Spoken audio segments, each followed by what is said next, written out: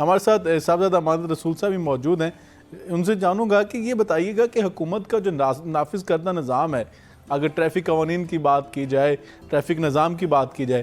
اس میں حاکم کی اطاعت جو ہے، حاکم کی اطاعت، میں بار بار یہ الفاظ استعمال کر رہا ہوں، حاکم کی اطاعت کس قدر ضروری ہے؟ کیا یہ فرض ہے، فرض عین نہیں ہے کہ اگر حاکم ہمیں حکم دے رہا ہے کسی چیز کا جو شریعت سے متصادم نہیں ہے، ایک مسلمان پر اس کی اطاعت، جس طرح اللہ اور اس کے رسول کی اطاعت فرض ہے، یہ ٹریفک قوانین کے حوالے سے یہ اطاعت ایک مسلمان پر واجب اور فرض نہیں ہے؟ قرآن مجید میں سورۃ النساء میں اللہ سبحانہ وتعالیٰ نے یہ فرمایا ہے کہ یا ایھا الذین آمنوا اطیعوا اللہ واطیعوا الرسول واولی الامر منکم. اللہ کی اطاعت، رسول کی اطاعت اور اولی الامر کی اطاعت. جی. تو یہ جو اولی الامر کی اطاعت ہے، یہی در حقیقت اگر آج کے دور میں ہم دیکھیں کہ ریاست کے ساتھ ہمارا ایک معاہدہ ہوتا ہے. یعنی ہم لوگ اس پہ بات کرتے ہیں نا کہ جی نماز فرض ہے، اور جو قرآن پاک نے، جو احادیث رسول صلی اللہ علیہ وسلم میں بیان کیا گیا، جی. ہمارا خیال یہ ہے کہ شاید اسی کے بارے میں ہم سے سوال ہوگا. لیکن یہ بات یاد رکھیے کہ جب ریاست کے ساتھ ہمارا ایک معاہدہ ہوتا ہے، یعنی یہ بھی ایک عہد نامہ ہے، ایک معاہدہ ہے، ایک ایگریمنٹ ہے کہ جو شہریوں کے اور ریاست کے درمیان ہوتا ہے. تو اسلام ہمیں اسی بات کو تلقین کرتا ہے، تعلیم دیتا ہے کہ جو بھی تم معاہدہ کرو، جو تم عہد کرو، اس کو تم پورا کرو. رسول اللہ صلی اللہ علیہ وسلم نے فرمایا کہ لا دین لمن لا عہد لہ، اس کا دین نہیں جس کا عہد نہیں ہے،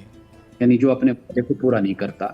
تو اس لیے جو ریاست کا قانون ہے، جیسے ٹریفک ہے یا کوئی اور بھی معاملات زندگی ہیں،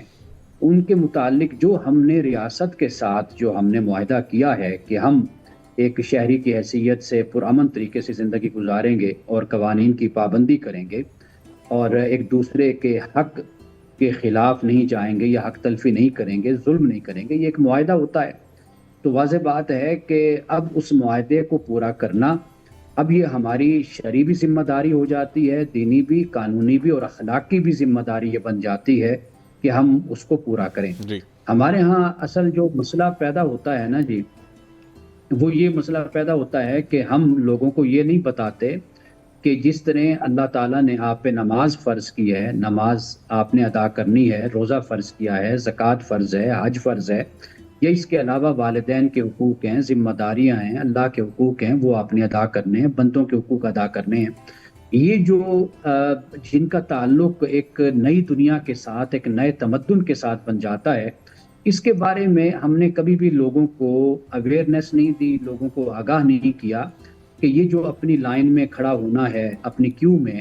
اور اپنی باری کا انتظار کرنا ہے، یہ بھی در حقیقت عدل کا تقاضا ہے، انصاف کا تقاضا ہے، دین کا تقاضا ہے. اس لیے کہ اگر آپ لائن توڑتے ہیں، اور کیوں توڑتے ہیں، تو آپ گویا کہ کسی کا حق مار رہے ہیں.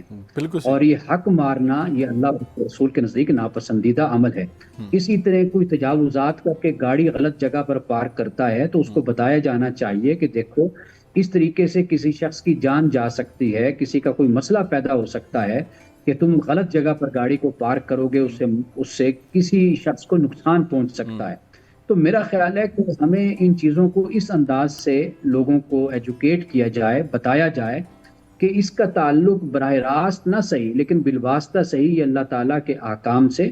اور اللہ تعالیٰ کے ساتھ جو نسبت ہے اس سے، اور دین کے ساتھ اس کا تعلق جڑتا ہے. بالکل آپ نے بڑی خوبصورت بات کی، اور یقیناً آپ یہ بڑا بجا آپ نے فرمایا کہ جب ہم اس کو اللہ کی اطاعت کے ساتھ اور رسول وسلم کی اطاعت کے ساتھ سے جوڑیں گے، اور یقیناً یہ عوام الناس کے ذہن میں یہ بات ہم اگر راسخ کرنے میں کامیاب ہو جاتے ہیں کہ اس کا ہم سے سوال کیا جائے گا، اس کے بارے میں ہم سے پوچھا جائے گا، تو یقیناً میں سمجھتا ہوں کہ معاشرے کو ایجوکیٹ بھی کیا جا سکتا ہے اور اس میں تبدیلی بھی آئے گی.